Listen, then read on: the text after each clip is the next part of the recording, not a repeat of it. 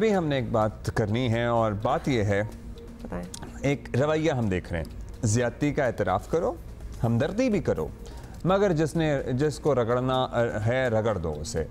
ये है वो फार्मूला जो आजकल हमारे सियासी रहनुमा अपना रहे हैं। मकसद ये होता है कि लोग यही सोचकर थोड़े ठंडे हो जाएंगे, चलें हुकूमत को ज़्यादती का एहसास है। और हालिया बजट में सैलरीड क्लास के साथ एग्जैक्टली यही हुआ है। सबसे ज़्यादा टैक्सों का बोझ जो है वो तनख्वाहदार तबके पर ही डाला गया है। मतलब हम भी इसकी दुहाइयाँ दे रहे हैं, people are talking on social में, कहीं भी आप किसी फोरम पे देख लें तो ये ज़्यादती जो है ये इसका एतराफ़ हो रहा है। आपको ये भी बता दें कि कुछ रोज़ पहले वज़ीर आज़म शहबाज शरीफ भी यही नया फार्मूला इस्तेमाल करते दिखाई दिए और उन्हें तनख्वाहदार तबके पर बड़ा तरस आ रहा था। देखिए ज़रा क्या कहा। इस बजट में यकीनन टैक्सेस लगे हैं, जो सैलरीड क्लास है उसके ऊपर भी टैक्स लगा है, जिसके ऊपर एक उन्होंने जायज़ तौर पर उन्होंने एक अपना एहतजाज किया है। उन्होंने कहा कि क्या बस हम ही लोग रह गए हैं टैक्स देने के लिए, जिनके पास बेपनाह वसाइल हैं और वो करोड़ों अरबों डॉलर ले जाते हैं, उनके बारे में कभी किसी हुकूमत ने सोचा? अच्छा, वज़ीर ख़जाना ज़ाहिर है दुनिया उन्होंने मुख्तलिफ ममालिक में गुजारी है, वहाँ बहुत ज़्यादा स्कैंडिनेवियन कंट्रीज़ में टैक्स कटता है, लेकिन क्या कंपैरिजन? कोई कंपैरिजन कर सकते हैं? उसके बाद टैक्स काट के वो क्या क्या सहूलियात देते हैं अपनी आवाम को। इन एनी केस वज़ीर ख़जाना की भी बात सुन लेते हैं, क्योंकि ऑब्वियसली फैसले तो फिर उन्हीं ने किए। इट वाज सुने जी, या लेट्स वॉच। FBR ने 2019 से 2023 तक कॉर्पोरेट इनकम टैक्स इस्लाहात नाफिज की।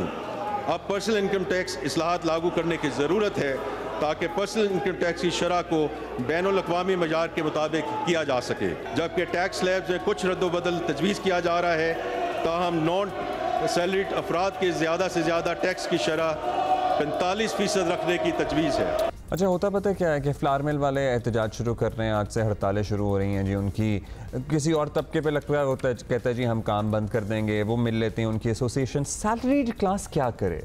सैलरीड क्लास अलायंस पाकिस्तान की मेंबर हैं कोमल अली, उनसे बात करते हैं। कोमल साहब, आप ये बताइएगा कि जाहिर है अब सैलरीड क्लास एहतजाज कर रही है, एहतजाज जायज़ भी है, ये एहसास हुकूमत ने भी कर लिया कि जी आपका एहतजाज जायज़ है, लेकिन सिर्फ ये एहसास कर लेने से आपको हमें सबको तसल्ली हो गई कि चलें एहसास तो है?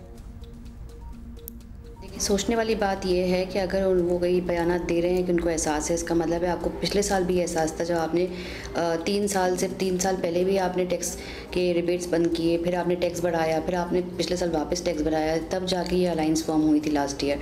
और इस दफ़ा तो हमने पहले से ही जब बजट आया तो प्राइम मिनिस्टर साहब को, FBR को, सबको ये लेटर्स लिखे थे कि आपको रिकन्सिडर करना चाहिए इसको। उसके बावजूद जब हम ये उम्मीद रख के बैठे थे गवर्नमेंट से कि आप सैलरीड क्लास के ऊपर टैक्स को कम करेंगे, उसके बावजूद आपने देखा कि 10% मज़ीद बोझ डाल दिया गया इस क्लास के ऊपर।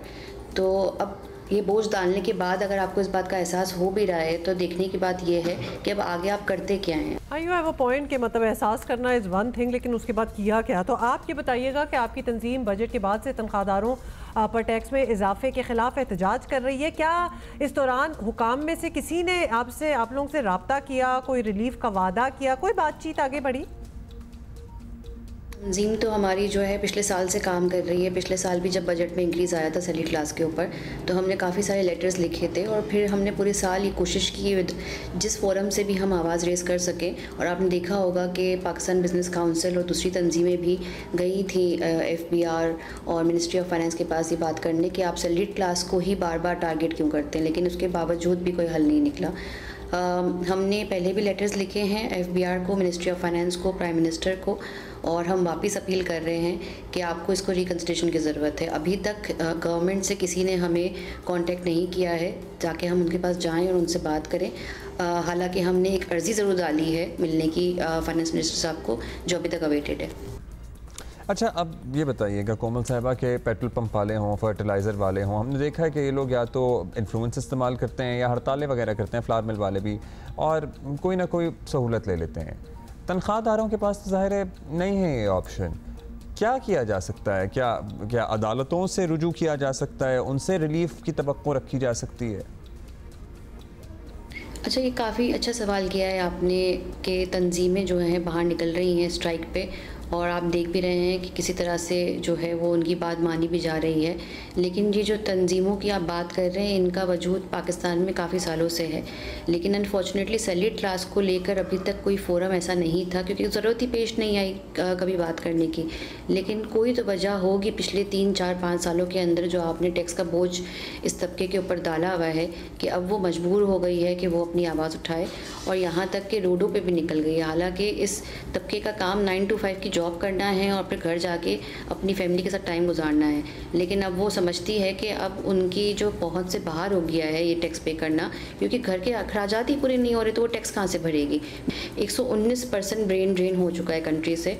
और ये तब था कि जब आपने लास्ट ईयर 12,500 पर मंथ से टैक्स बढ़ाया था। इस दफ़ा तो आपने इस तबके के ऊपर मज़ीद बोझ डाल दिया है 22,500 पर मंथ, और उसके ऊपर वो 10% और टैक्स पे करेगा, tax on tax.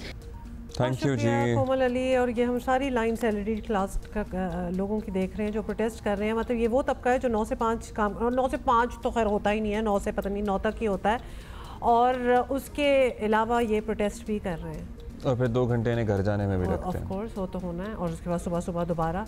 It's a very tough life, और सारा बोझ भी इन्हीं पे।